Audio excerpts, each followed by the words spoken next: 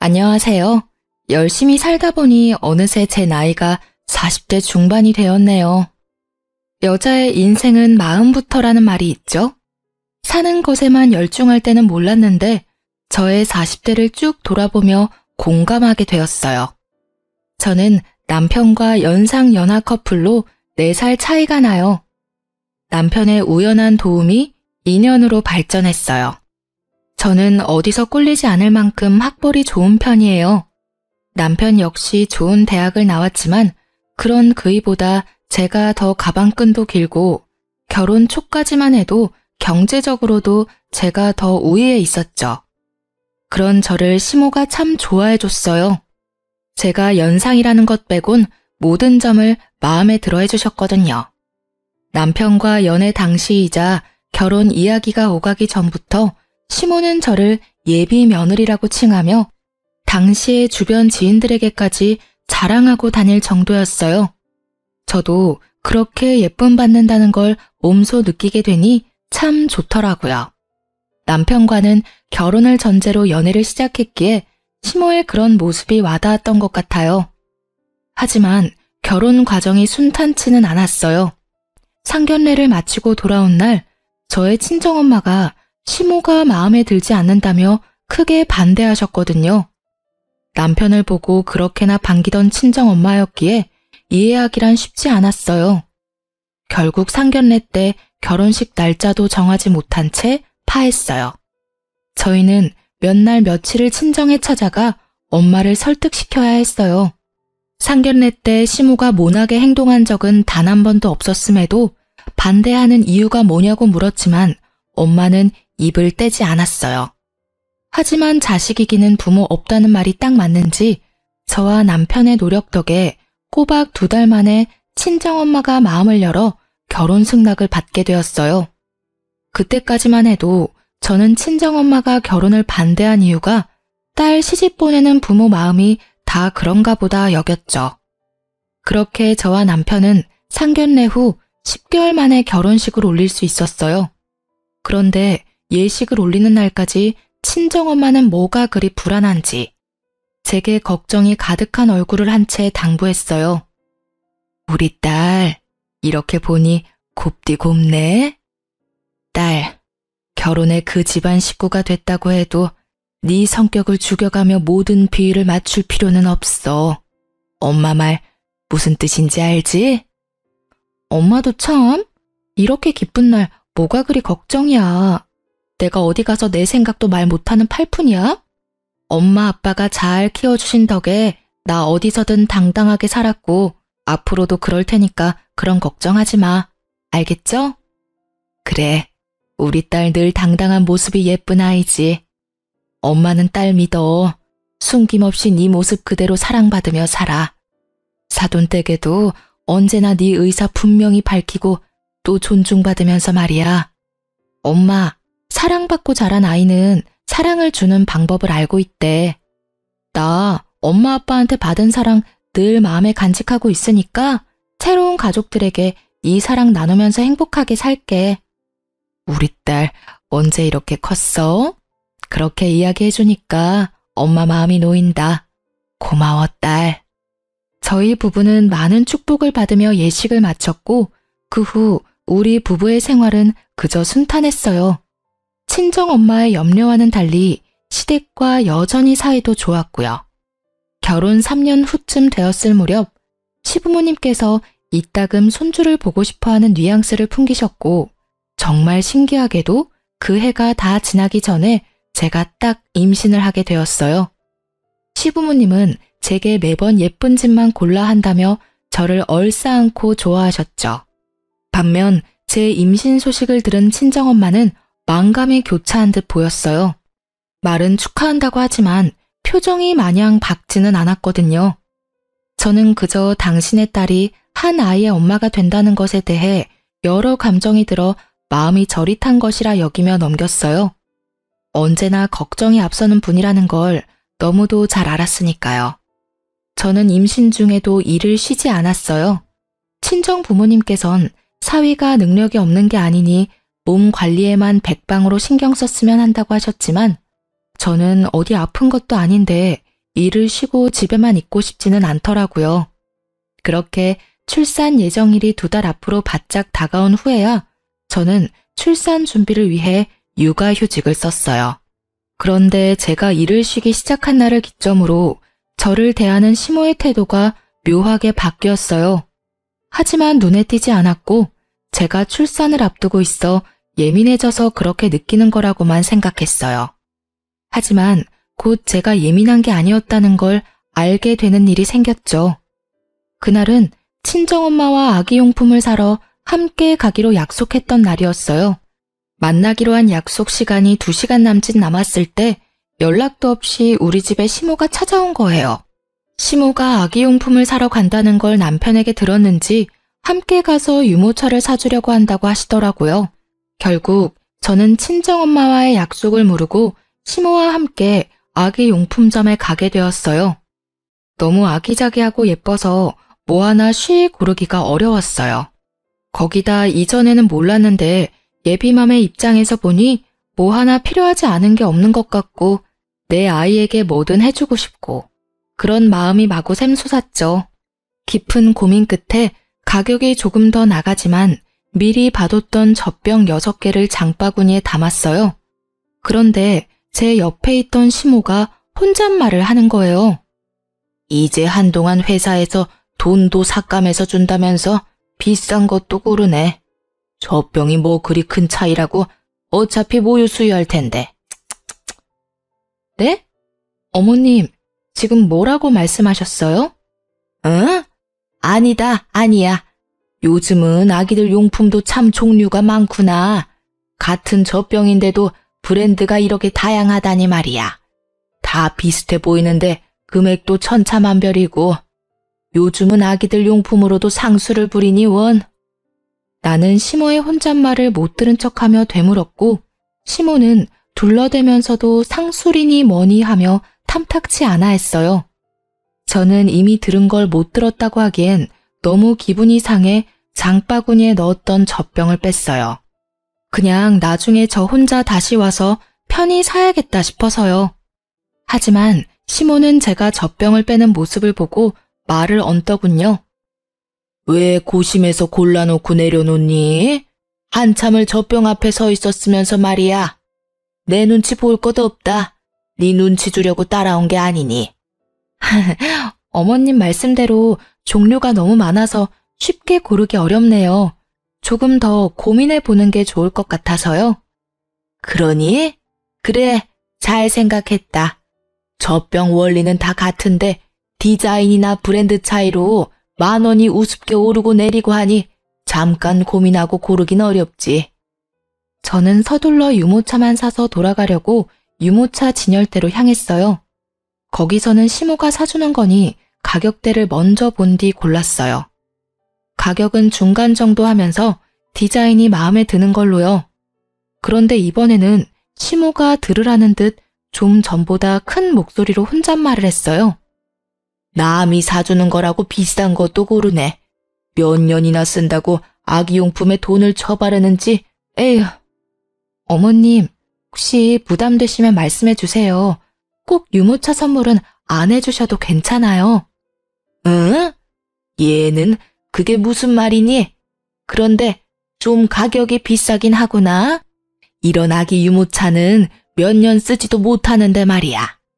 요즘은 중고로도 사람들이 새 것 같은 거 많이 팔기도 하던데 환경 생각해서 그런 것도 참 좋아. 그렇지?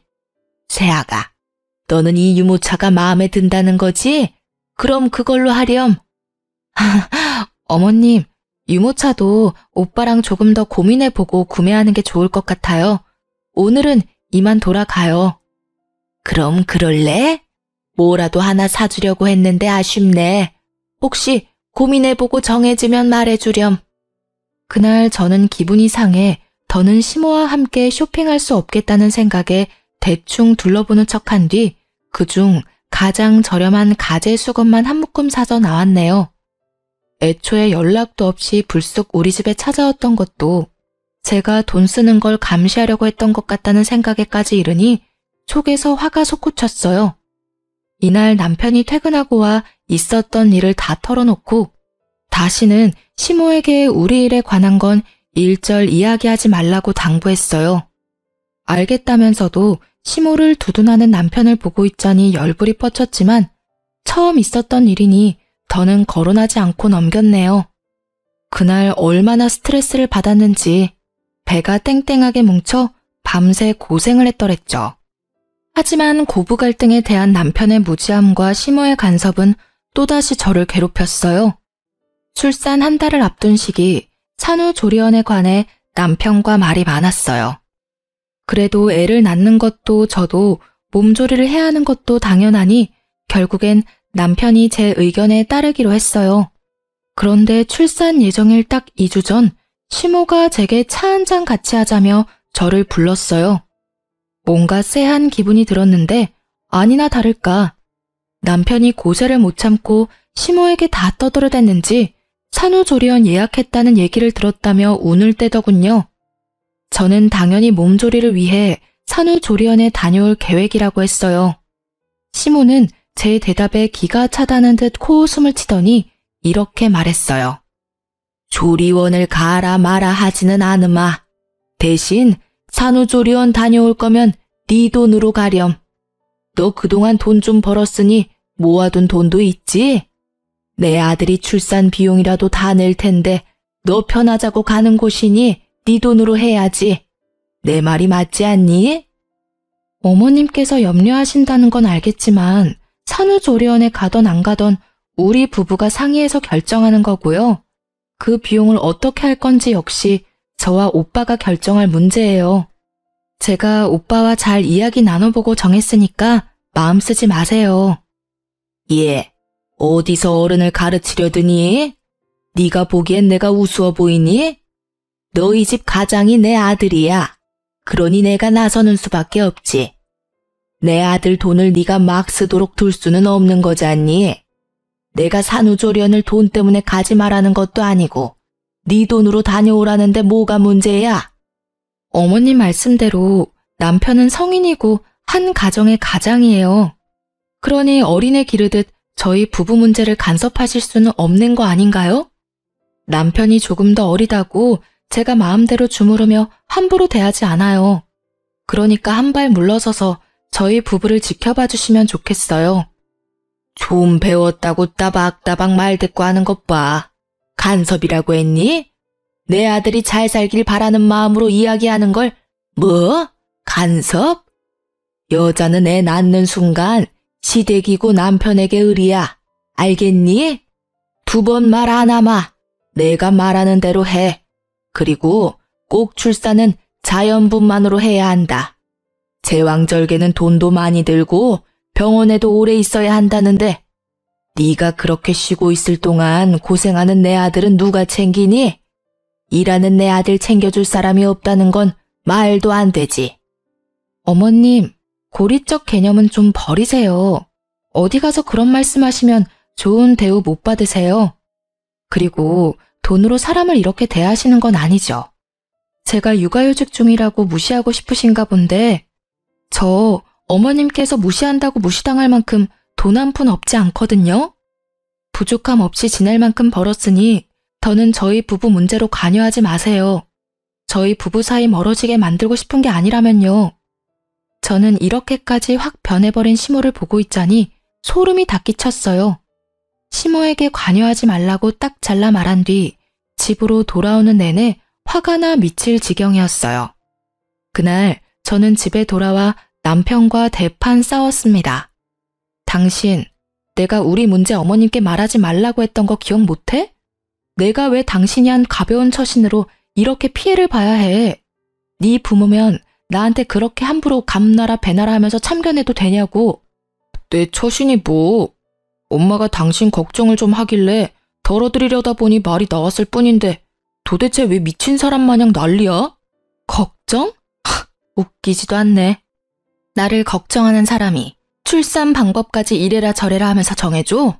그리고 내가 왜 당신네 집안의 을이라는 말을 해? 그게 걱정하는 사람 태도니? 어? 당신네 엄마가 나를 기만하는 건 이번이 끝이야. 또 이런 일이 반복되면 그땐 결혼이고 뭐고 다 끝이라고. 당신이 얼마나 우리 엄마한테 기어올랐으면 엄마가 당신한테 그런 말까지 하겠어? 나한테 이렇게 성내기 전에 당신이 엄마한테 보인 태도에 대해서나 생각해봐. 당신은 지금 우리 엄마 나쁜 사람 만드는 것에 급급한 사람으로밖에 안 보여. 남편과 싸우는데 억울함이 몰려오더라고요. 저를 기만한 시모에 제 태도를 되돌아보라는 남편까지. 제가 원했던 결혼은 이런 게 아니니 속상한 마음을 달랠 길이 없었어요. 하지만 부부싸움은 칼로 물베기라고 하잖아요. 서로에게 그렇다 할 사과 한마디 하지 않았지만 또 그냥저냥 시간이 흐르는 대로 풀려갔죠. 제 출산이 바짝 다가왔으니까요. 출산 후 부부관계도 괜찮아졌고 시댁 가는 걸음도 줄었어요. 그 덕에 저는 아이의 육아에 전념할 수 있었고요. 그런데 엄마 마음이라는 게 그런 건가요? 점점 육아에 대한 욕심이 생기는 거예요. 어느덧 회사 복귀할 시기가 다가왔고 저는 결국 제가 그동안 쌓아온 커리어를 모두 포기하고 육아를 선택했네요. 물론 남편은 이런 제 선택을 반대했어요. 맞벌이 부부로 지내야 아이에게 더 나은 환경을 제공할 수 있다면서요. 그러나 이 또한 핑계라는 걸 저는 잘 알고 있었어요. 남편은 외벌이에 대한 부담이 크다며 입이 닳도록 말하곤 했으니까요. 저는 남편의 하소연에도 꺾이지 않았고 그로 인해 또 한 번 곤욕을 치렀습니다. 제가 회사에 사직서를 내고 온 날이었어요. 남편은 또 시댁에 가 푸념이라도 했는지 시모가 또다시 들이닥쳤어요. 너 회사에 사직서 내고 왔다면서? 이것은 모조리 아니야? 내 아들을 말려 죽일 작정이니? 요즘 시대에 외벌이가 웬 말이야? 사직서 처리하기 전에 당장 가서 무르고 와, 어서. 제가 하다하다 회사 그만두는 것까지 어머님 허락을 받아야 하나요? 저희 부부가 맞벌이로 일하면 어머님께서 애는 돌봐주실 건가요? 우리 애를 직접 돌봐줄 생각이 있으셔서 이렇게 대뜸 찾아와 갖다부터 하시는 거냐고요. 공부만 잘했지 상황 파악도 못하는 돌머리 아니야? 내가 일을 다니는데 어떻게 아이를 봐주니? 성질나 죽겠는데 무슨 말도 안 되는 소리야? 돌머리는 제가 아닌 것 같은데요. 어머님의 의사를 강하게 피력하시려면 그에 대한 도움을 주셔야죠. 하다못해 대안이라도 마련한 뒤에 말씀해 주셔야 맞는 거 아닌가요? 남편이 어머님 자식이면 이 아이는 제 자식이에요. 제 아이가 자기 아빠 힘든 걸 덜 자고 일찍부터 부모랑 떨어져 있게 만들고 싶지 않아요. 육아에 대한 제 가치관이니 존중해 주세요. 뭐야? 이 요망한 것이 내가 너를 며느리로 받아들인 이유가 뭔데? 일에 대한 욕심 많고 좋은 직장의 연봉도 높아서 내 아들 고생은 덜겠구나 하는 생각으로 결혼시킨 건데 니까짓게 이런 식으로 뒤통수를 갈겨? 당장 회사 가서 사직서 무르고 와. 안 그러면 진짜 국물도 없을 줄 알아? 저는 무례하게 구는 시모에게 더는 이 일에 대해 언급하지 말라 단호하게 제 의사를 밝혔어요. 시모는 그런 제게 지금 저의 선택을 후회하게 해주겠다며 집을 다 뒤집어 엎고는 돌아갔죠. 그리고 실로 그날 이후 시모는 저를 쥐뿔도 없는 사람이라며 괄시했어요. 그런 대우를 감내하느니 마주하지 말자 싶더라고요. 그래서 시댁에 일절 가지 않았는데 시모가 우리 집에 찾아와 그렇게 저를 괴롭혔어요. 감시라도 하듯이 저녁마다 와서는 남편의 식사에 신경을 하나도 안 쓴다는 둥, 애 핑계로 집에서 놀면서 집안 꼴이 개판이라는 둥, 심지어는 아이를 잠깐 남편에게 맡기고 샤워하는 것까지 남편을 과로로 죽일 계집애라며 막말까지 해댔죠. 심으로 인해 뒤늦게 우울증이 와 매일 밤을 눈물로 지새우며 그렇게 장장 3년이라는 기간 동안 미움을 받으며 지냈네요. 그러다 문득 거울에 비친 피폐한 저의 모습이 눈에 들어왔고 그 순간 뇌리에 스치는 생각은 무엇이 됐든 더는 참지 말자였어요. 2달 뒤 저는 동네 변두리에 크지 않게 옷가게를 차렸어요. 사업이긴 해도 동네에서 오프라인으로 운영하는 거였고 마침 아이가 5살이 되어 유치원에 가기 시작해서 충분히 육아와 병행하며 일할 수 있을 것 같았거든요. 하지만 제가 경제 활동을 시작했어도 시모는 여전히 저를 못살게 굴었어요. 제가 옷가게를 차렸다는 걸 알고는 가게까지 찾아와 제게 삿대질까지 해대며 언성을 높였어요. 정말 간도 크네.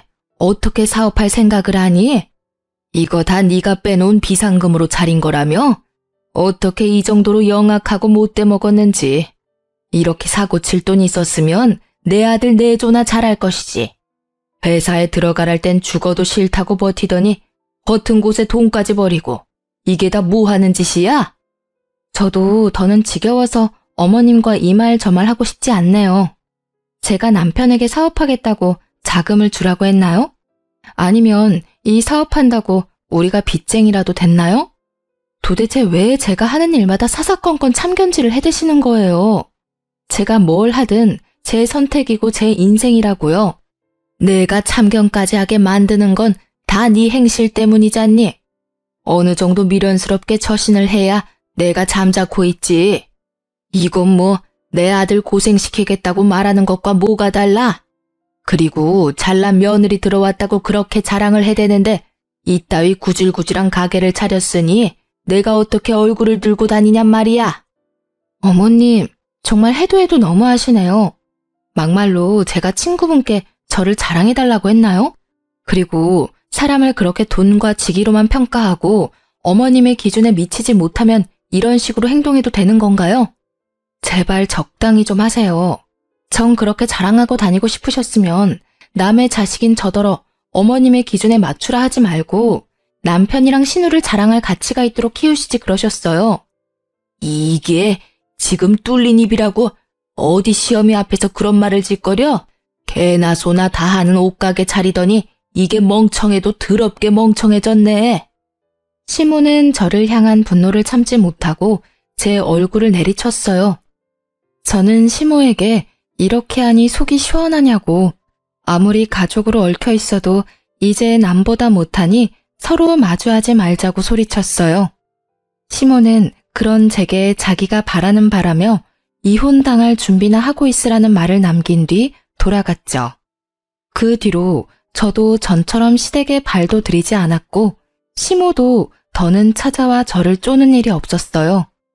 남편이 도대체 자기 엄마에게 어떻게 굴었길래 이혼하라고 성화냐며 화를 냈지만 저는 그런 남편에게 진짜 이혼하고 싶은 게 아니라면 지금부터라도 행동 조심하라고 엄포를 놓았네요. 남편은 이혼은 무서웠는지 더는 시모의 우악스러움은 볼 일이 없었어요.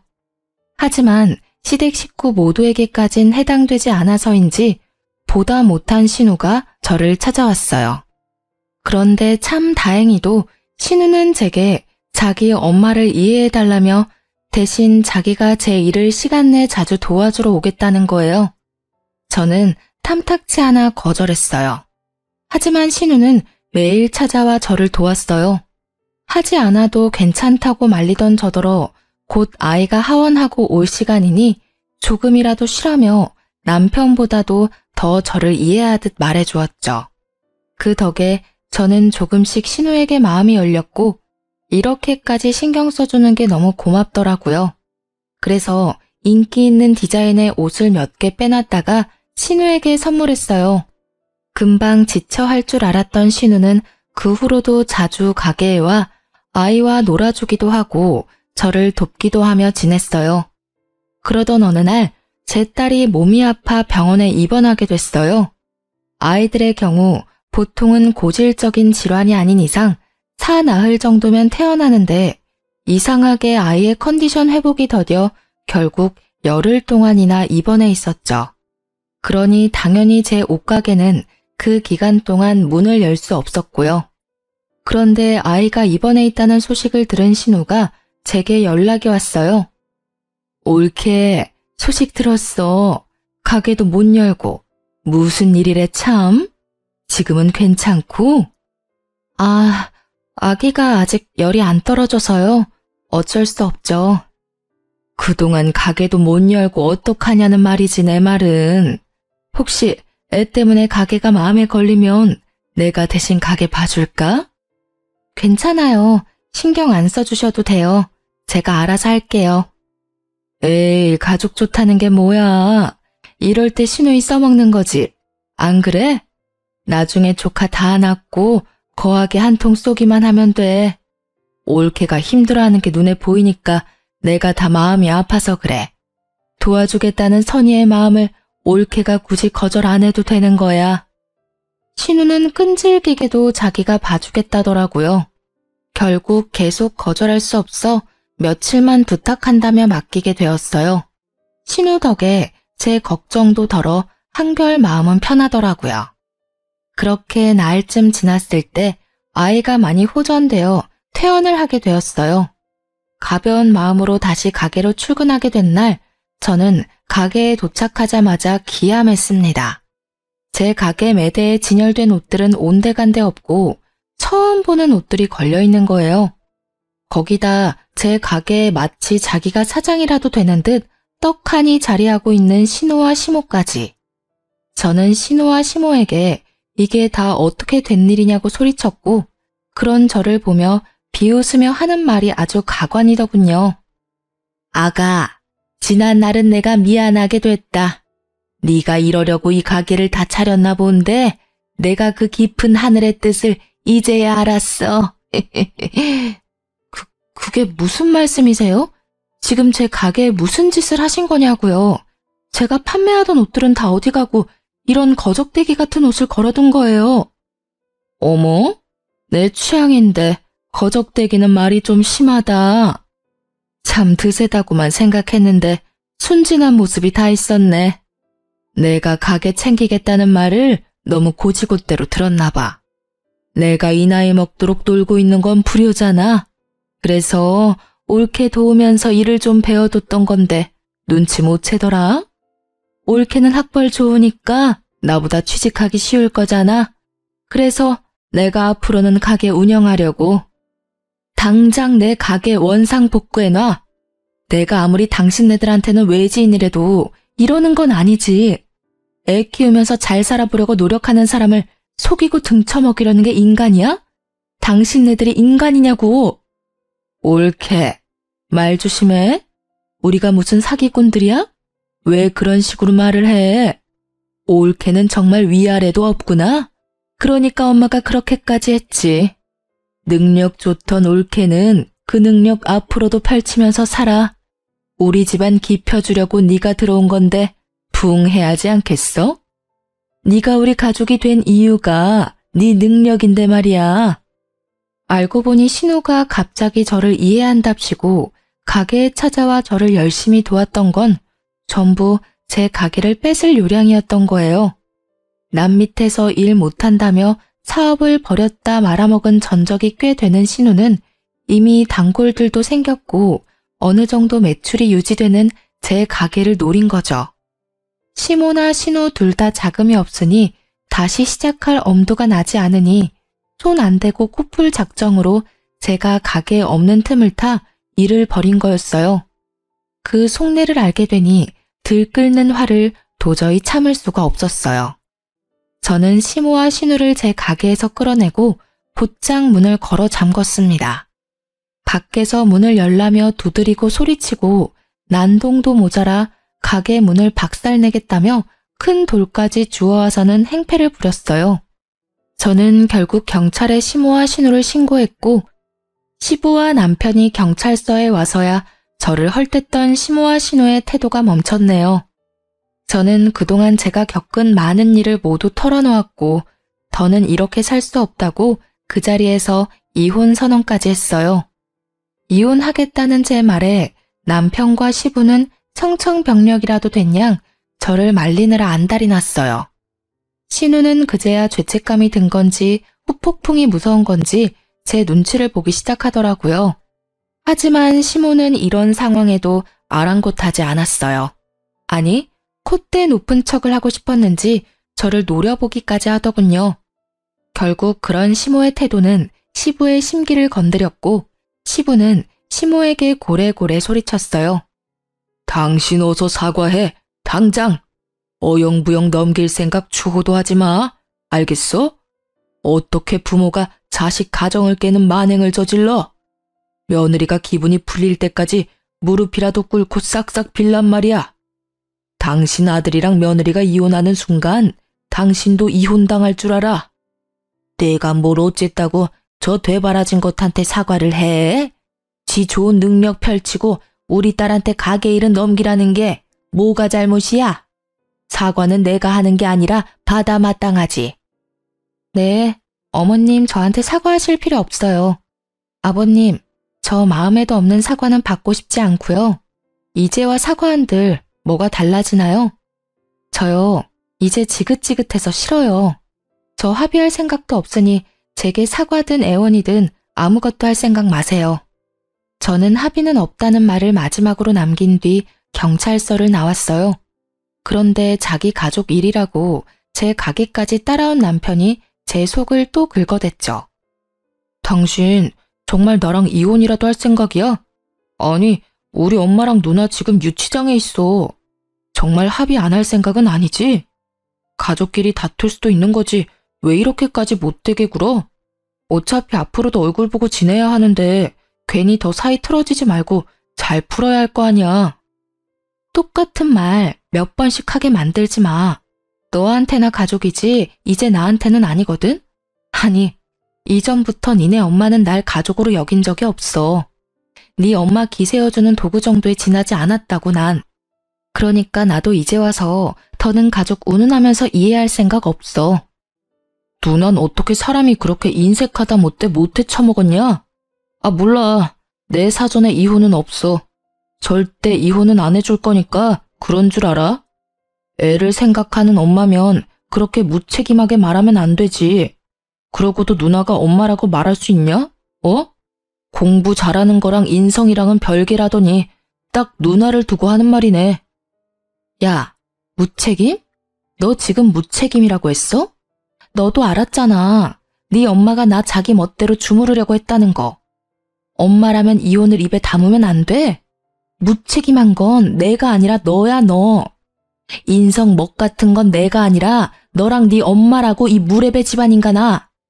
그러니까 불난 집에 부채질 그만하고 네 가족이 싼 똥이나 네가 치워.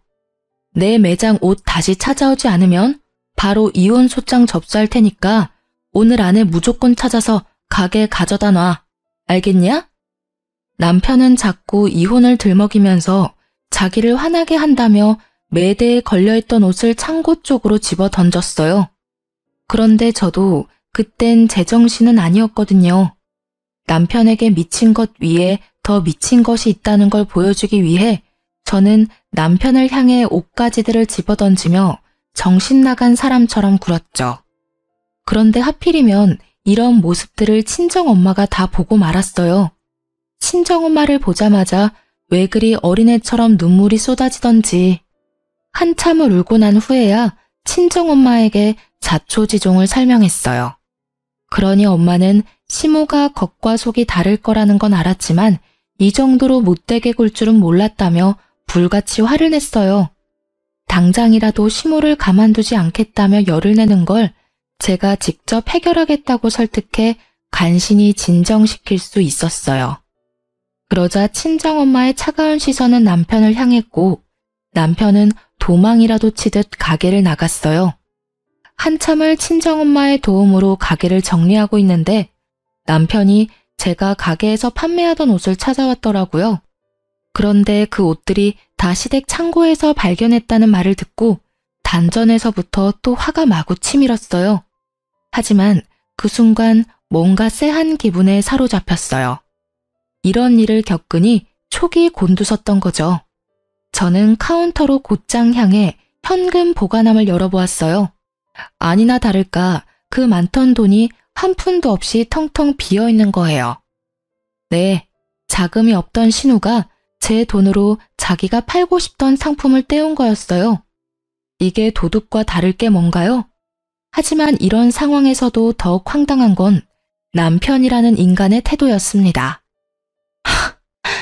무슨 돈으로 이 많은 옷을 떼왔나 했더니 그럼 그렇지.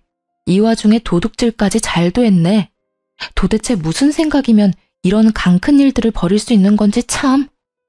일하고 싶은 마음이 커서 그랬던 걸 거야. 설마 당신 지금 이것까지 문제 삼을 생각은 아니지? 당신 때문에 경찰서까지 끌려간 우리 엄마랑 누나한테 말이야. 누나가 빼간 돈은 내가 비상금으로라도 채워줄 테니까 제발 더는 문제 삼지 말자. 어? 어차피 내가 주면 그만인 돈이잖아.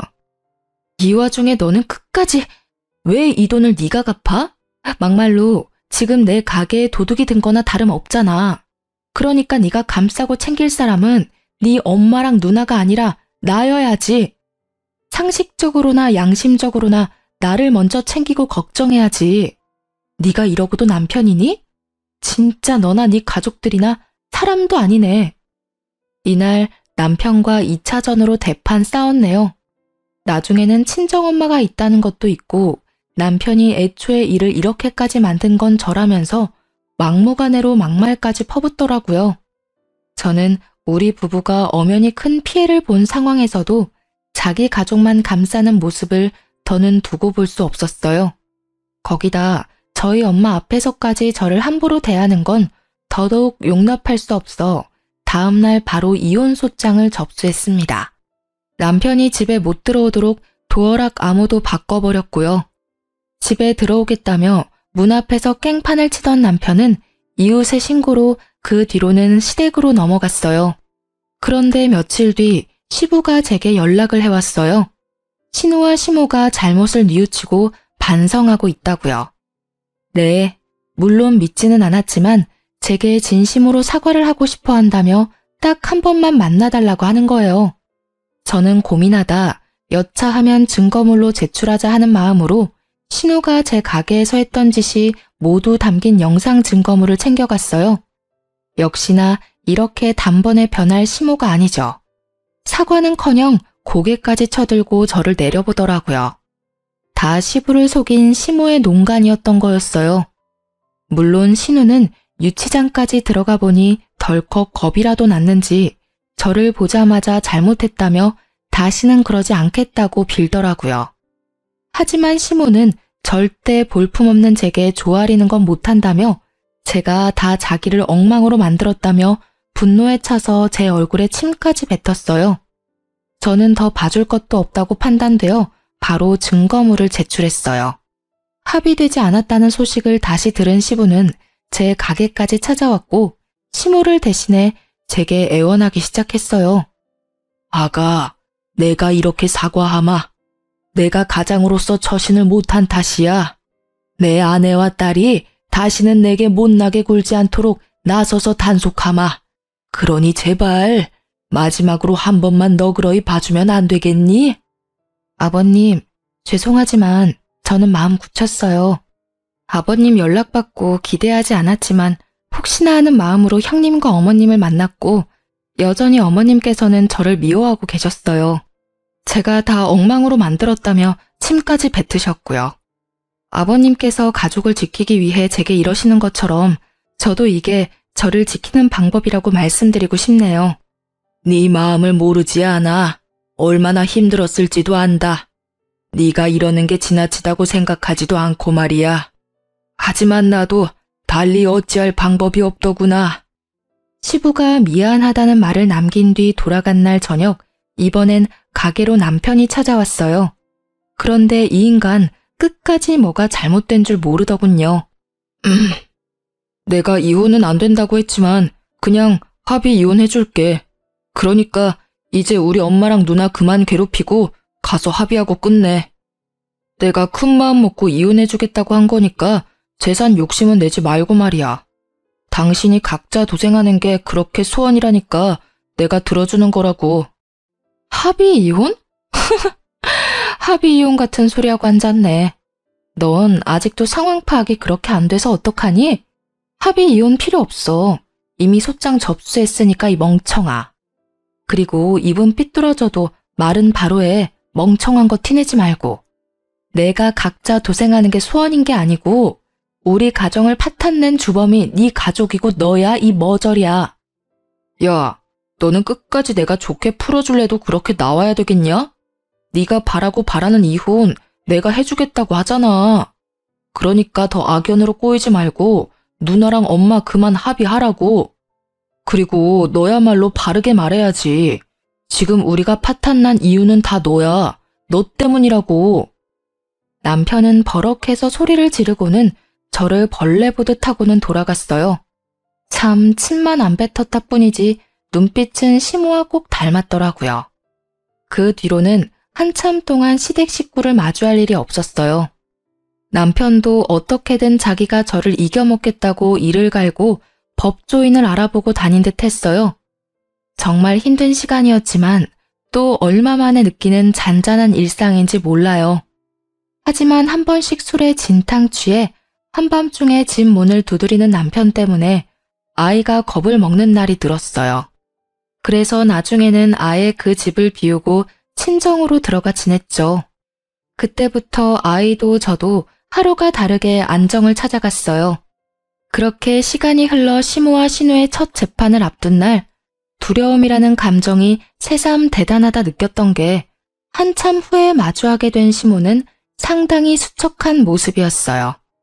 시간이 흐를수록 위기의식을 느꼈던 건지 죽어도 못한다던 사과를 제 발로 저를 찾아와 머리까지 조아려가며 싹싹 빌더라고요.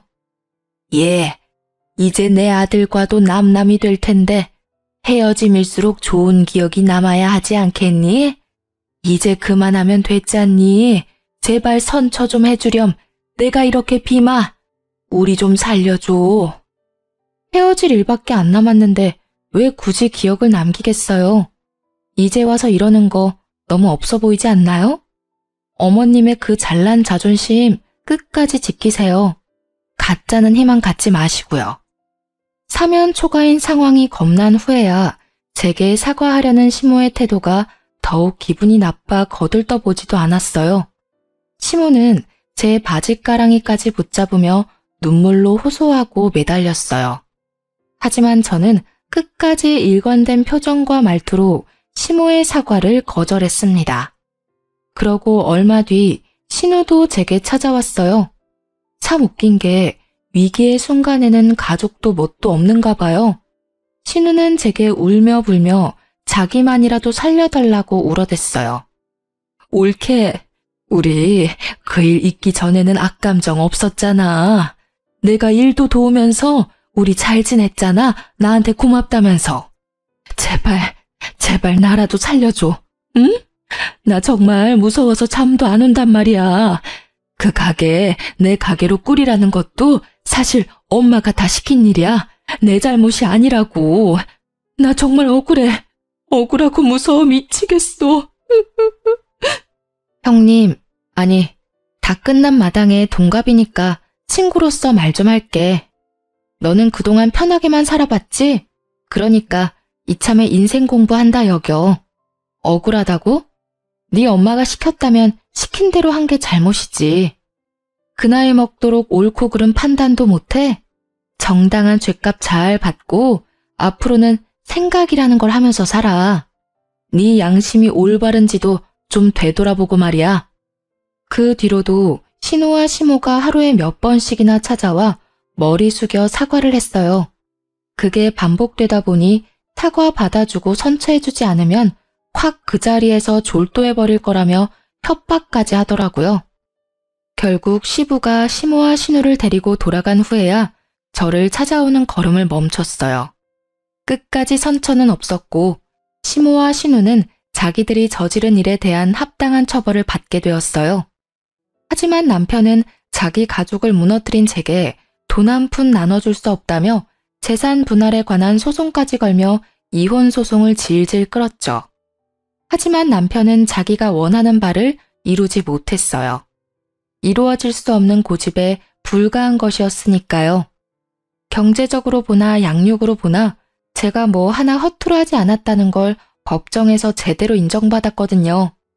결국 저는 이혼 소송도 승소했고 재산 분할 소송에서도 쾌거를 이루었답니다. 저를 향한 시모의 원망이 나중에는 시부에게 향했다고 해요. 결국 시부도 시모를 향한 충격으로 이혼을 결심했다더라고요. 전 남편은 이전 시부모님의 이혼 소식을 들고 와서는 자기 집안까지 파탄나게 생겼다며 제발 도와달라 시부의 선택을 말려달라 부탁했어요. 하지만 이미 남남이고 그건 제 권한이 없는 거니 당연히 거절했죠. 그러자 전 남편은 끝까지 못나게 굴어댔어요. 복수심에 저와 제 가게에 대한 나쁜 소문을 퍼뜨려 구설수에 오르게 했거든요. 그러나 그것도 오래 가지는 못했어요. 왜냐하면 친정엄마가 그 소문을 듣고는 전 남편에게 찾아가 명예훼손으로 고소한다며 노발대발했거든요. 너희 엄마랑 누나도 모자라 너도 콩밥 좀 먹고 싶어 환장했냐면서요. 소인배지만 겁은 엄청난 남편은 자신의 엄마와 누나의 최후를 봐서인지 다신 그런 짓 하지 않겠다며 순순히 각서까지 쓰더라고요. 작년까진 그 망할 시댁의 소식이 제 귀에 간간히 들려왔어요. 그리고 소식이 끊길 무렵 전 시부가 제게 찾아와 온 진심 다해 사죄한 적이 있었어요. 그런 시부 덕에 이제는 그들의 미움이 많이 사그라들었네요. 그리고 지금은 너무 바빠 이전의 악연을 떠올리며 미워할 새도 없고요. 전 남편이 퍼뜨린 소문으로 매출이 조금 주춤했지만 2년이 지난 지금은 눈코 뜰 새 없이 바쁜 나날을 보내는 중이거든요. 온라인으로 사업을 확장한 게 잘 된 덕에 가게도 다시 활기를 찾아 활발히 운영되고 있답니다. 시내에 2호점을 최근에 오픈해 제 동생도 저를 도와 운영에 뛰어들 정도로 확장도 되었어요. 결혼이 인생의 이막의 시작인 줄 알았는데 이제 와 보니 제 인생은 결혼이 아닌 이혼이 인생의 이막 시작인 느낌이 드네요. 새로운 시작이라는 마음으로 나만의 인생 커리어를 탄탄하게 쌓아가는 게 앞으로의 제 목표이고 바람이 되었어요. 그리고 마지막으로 저의 선택을 염려해주고 저의 새로운 시작을 묵묵히 지켜봐 주신 저의 보배이자 스승인 엄마를 닮아 제 아이에게도 그런 엄마가 되고 싶네요. 제 사연을 들어주신 많은 분께 감사드립니다. 좋은 하루 되세요.